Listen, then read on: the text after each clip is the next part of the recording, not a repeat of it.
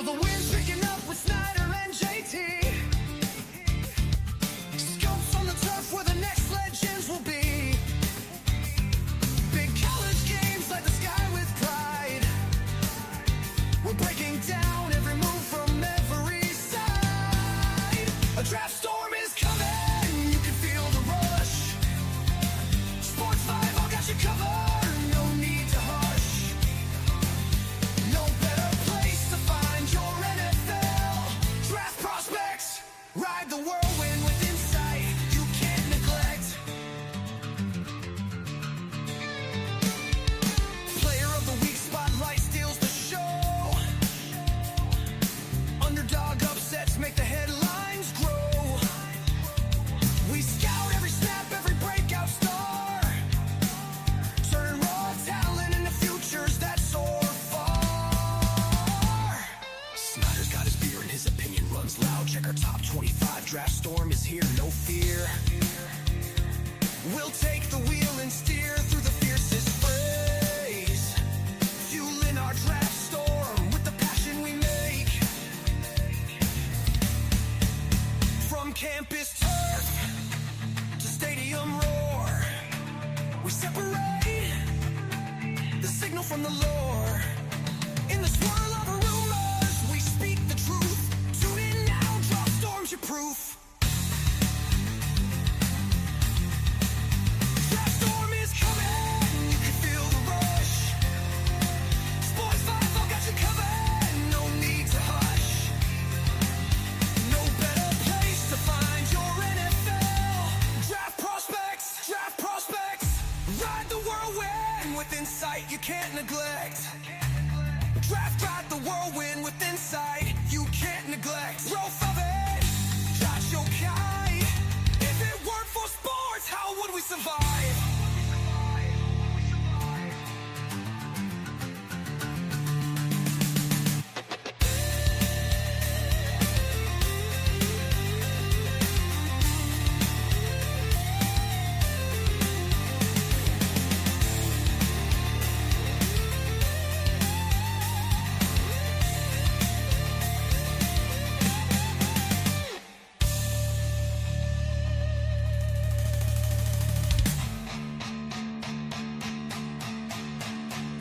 Feel the winds picking up with Snyder and JT.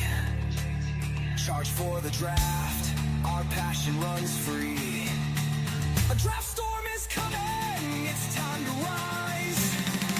Stalsville's your guide, it's your guide. If it weren't for sports, how would we survive? All right. The draft storm is coming. It's getting closer and closer to the season being all over with. Before we get going here, I want to get a great sponsor of mine. He does the Impact HVAC Player of the Week, and he's up now on our advertising. Winter's coming fast. You need help with your furnace. The best HVAC company in the Pittsburgh area is called Impact HVAC. Will do anything they can to get you feeling the heat on a 22-degree night. It's getting cold, man. Tony and the crew are affordable and reliable. You can call 412-297-1852, 24-hour service for your needs. Great guys. They've done work for me. They're very, very great guys. And you'll be hearing the Impact HVAC Player of the Week here soon. Here's our Impact HVAC co-host of the week. Snyder, you finally won something, man. How's it feel? What did I win? That case of beer I owed you from last year. Yeah, I've won that a long time ago. I still haven't received it. I'm just waiting for that. So another big week. Locally, of course, we both said it was going to happen. I thought it was actually a little bit more lopsided than I even imagined. But Notre Dame. Actually, it was closer than I thought. But okay. Oh, you did? Oh, you did? 37-15, but that 15 was sort of a late touchdown by Pitt to even give them double digits. I thought Pitt got outplayed from the beginning of that game. I got to see Jeremiah Love, and I'm telling you what, man, I've gotten to see some great players over the years, playing at Acrisure, Larry Fitzgerald. Um, Last year I got to see, or a couple years ago, I got to see the North Carolina players on offense and defense. A lot of ACC stars coming through the Florida State's guys over the years. But I'm gonna tell you what, Jeremiah Love's run against Pitt was insane. Watching it live, how he just spun and he was gone, man. 59 yards. The guy's legit, Snyder. I think he's the best running back in the country, hands down. Oh, he's the best running back coming out of the class. Now, let's not get too carried away with the guy, but he is good. He has speed, and Notre Dame has big guys in front of them. Yes, they do. And I'm going to tell you what, people don't realize. You go see Pitt, Louisville, or Pitt, Georgia Tech, or whatever, even Pitt, Clemson to a point. Notre Dame is massive everywhere. I'm talking like their linebackers, their safeties, their cornerbacks. They're all muscularly big. Their offensive linemen they're not even like fat offensive linemen. They're just big, huge, built guys, man. I mean, they won the battle on both sides of the ball, and they're legit. People don't think Notre Dame is legit yet. I know they have the two losses. Pitt had no offense. They couldn't do anything against that D. Now, the freshman quarterback, Heichel, had some problems. Of course, Reed got hurt again, which I think is going to hurt Pitt even more now because they need the 2 ACC games to advance because they're not going to make the playoffs unless they win these 2 games, make it to the ACC championship, which they are almost there now, almost running their they almost control their own destiny because of Virginia last week. Not they don't, though. Not yet, but it's closer because of Virginia last week. Annihilating. Yeah, but Virginia wins and SMU wins. Pitt's out. Yeah. Doesn't matter. But who'd you say? SMU and who? And Virginia. Yeah, but now we need Virginia to lose, which is yeah, but you know who they're playing, right? Is it Boston College? VTech. I'm not even sure. VTech. That SMU has much better chance. SMU has to play Louisville. Miami's SMU has to play Louisville yet. Yeah, that's this week, and Miami's playing Virginia Tech this week. Well, so Virginia Tech's irrelevant. No, Virginia has to play Virginia Tech. That's the only game left on Virginia's schedule. Okay, they're off this week then. So, okay. Yeah, Duke laid an egg. Duke had the chance. Duke literally controlled their own destiny. They didn't need nobody else to lose. They could have won out, and Virginia just annihilated them. Wow, who's this? I never seen. We got somebody in here now. Let's see here. I can get my mouse to work right. Melissa Connor, WVU. She says, "Is that a joke, Melissa?" Yeah. What do you want to talk about WVU? I mean, they beat Pitt. I know that. So if you want to lay it on me that they beat Pitt, then I'll give you some time on that. But that was one of the big losses for Pitt this year. But it doesn't really hurt them in the grand scheme of things. The one that hurts them is the loss to Louisville. But nice. Thank you for joining in, Melissa. Great to see you. And you get a chance, come back on. We do talk about next year. We do some West Virginia. We're pretty much gonna be done with them this year, I think, because I don't think they're gonna make any bowl games or any extra curricular. How about them ears? Yeah, how about them ears? That was one of the big games. I think we both predicted it. We both predicted Notre Dame, no doubt there. The other one that we both predicted, and this one was a little, I don't know if I would say it's more lopsided. What do you think of the Georgia 35-10 win against Texas? I wasn't too surprised. I wasn't either. Texas hasn't shown they're that good. They're an above average team, but Manning doesn't look that good right now. He's not there. And it shows. Yeah, they've been so inconsistent on offense all year, and then their defense had a lapse against a good Georgia team. This ain't the Georgia team that we're used to talking about.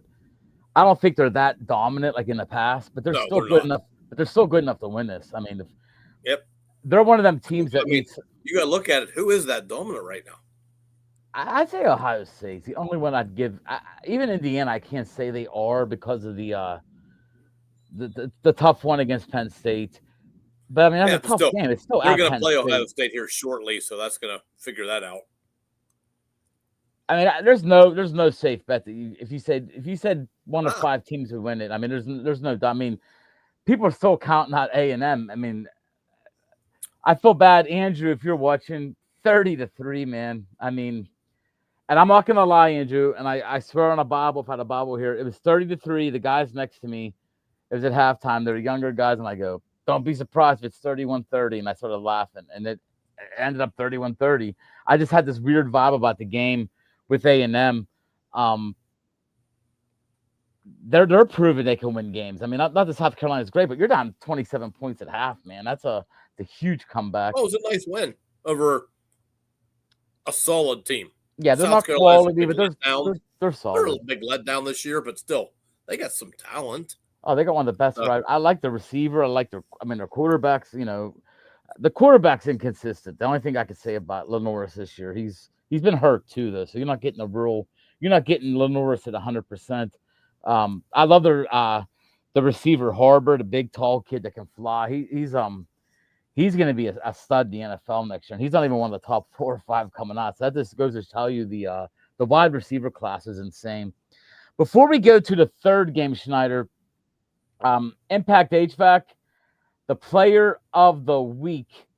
And you're going to love these stats because you're a guy that's like, oh, yeah. I mean, this is the guy that I'm surprised you didn't text me and just say, he's got it. It's Ahmad Hardy. Ahmad Hardy from Missouri. 300-yard game.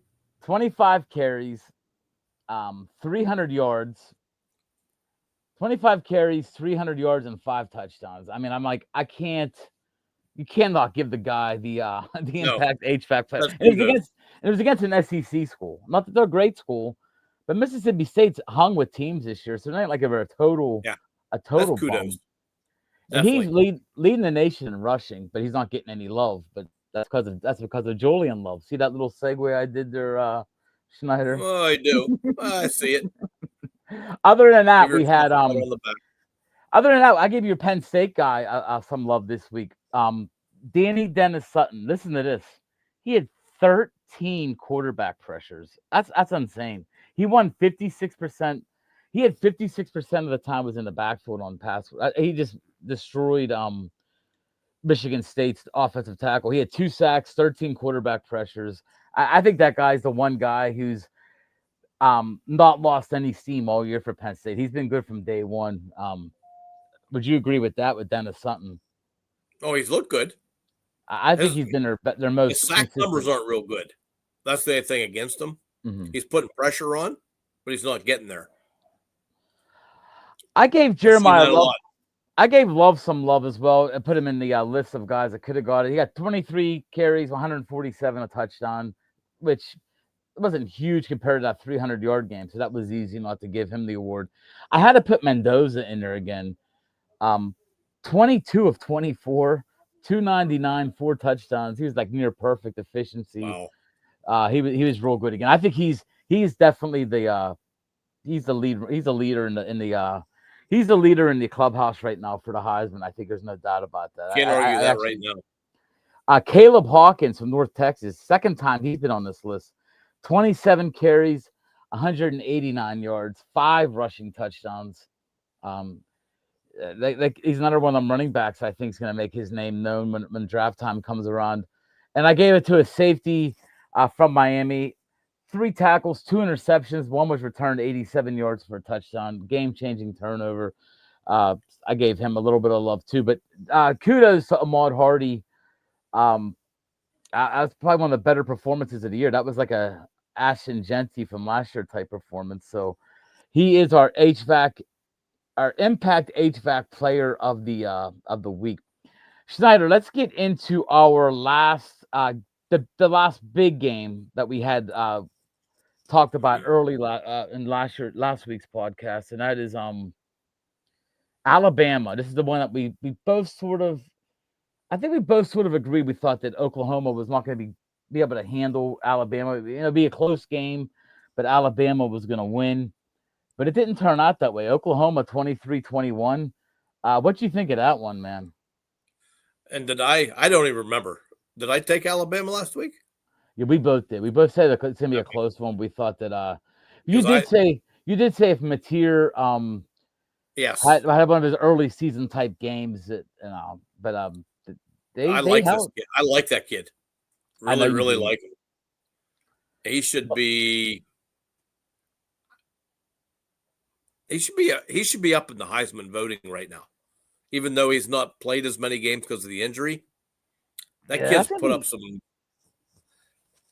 I big get games. it. I get it, but the four, but they bring 4 guys or 5 guys. I think it's 4, right? I'm not 100% on that. There's no definite amounts. It's just a matter of how many people they feel. I have a feeling it's gonna be hard for him to sneak in there. But I do agree he's in that short list. I mean, he's definitely should be. I mean, I think Jeremiah Love's proven now he's got to be one of them. Mendoza, we talked about before. Other than that, I mean, you still got to give more. Even though Marcel Reed threw 2 really bad interceptions in the first half last week, threw 4 touchdowns in the second half. So Brought him back to win. he Yeah. he was sort of one of them guys like, hey, let me take your Heisman card in the third quarter, fourth quarter. He goes, come on, man, give me that back. I'm getting it back.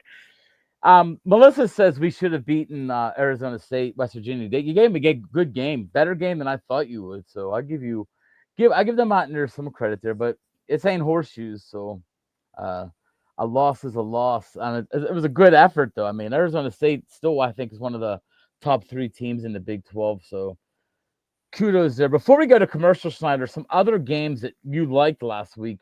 USC only beat Iowa 26-21. We said it was going to be a close one.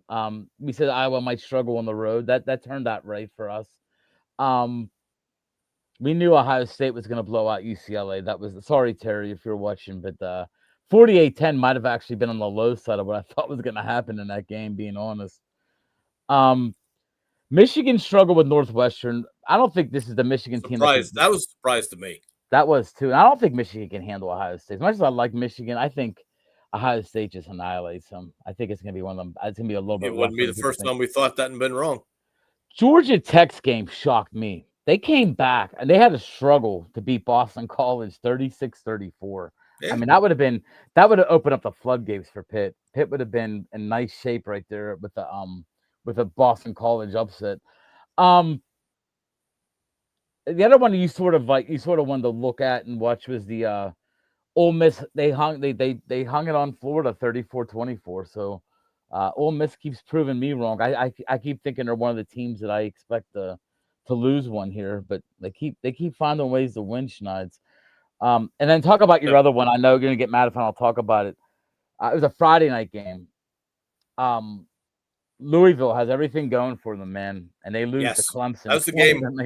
That's the game I picked out last week. Is like this could be an interesting game to see if Louisville is for real. They got enough talent that any Clemson game knocked them down a peg, basically knocked Louisville out of the playoffs. It is true. Any game Clemson plays, I don't care who they're playing against, they got enough talent on the defensive side of the ball. I think they've proven that. I think Klubnik's proven that he's not ready yet, man. He's not ready for that upper echelon. That he had them that second half last year. Everybody thought he was he's gonna get the Heisman next year. He's the guy. He's the man. I mean, I think that's really far fetched now when we look at that. But I do agree. Clemson's that kind of team. They have a good one this week. Or is it this week or next week? They play South Carolina. That's their big rivalry game. So that's a big rivalry game. Yeah. Yeah, that'd be a good one just for the rival. That'd be a good game just to watch because of the rivalry itself. It has no effect on anything, but it'll be a good one. But Snyder, hey guys, we're gonna go to commercial. Melissa, thank you again for chatting in. She's on the YouTube channel, so you're on the YouTube. I like it. And these guys can follow YouTube. She's giving me a little segue here. Actually, I don't have it's right here. Actually, here it is. There's the YouTube right there, youtube.com. We're almost up to 100. So we're almost 400 away now from getting that Heinz Ward jersey, which by the time we get the Heinz Ward, he could be deceased and maybe he's in the Hall of Fame for 20 years by the time we get to. But we're getting closer to 100, which maybe I should have drawn it at 100. But guys, we'll be back right after this. But the games next week, not a lot of big games next week. So it'd be quick to go through the big ones for the week coming up.